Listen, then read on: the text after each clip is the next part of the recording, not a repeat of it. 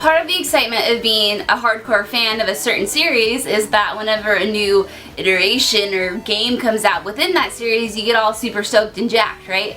So what was the game that got you the most jacked in your teenage years? I would say Ocarina of Time, but I was only, God, 10 when that released.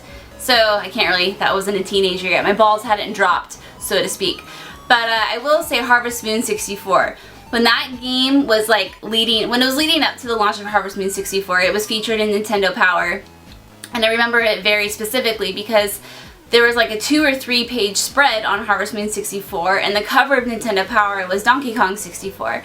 And I literally tore that magazine a new asshole. Not intentionally, but because I would flip open and read the Harvest Moon section so many times, I ruined the cover, which sucks because it was a really cool Donkey Kong 64 cover. It was it was dual layered and you could flip it back and see pictures. Anyway, and I would read all about the sheep and the crops you could grow and the items you could acquire and some of the villagers, and I literally read it every night, probably for 2-3 months, maybe.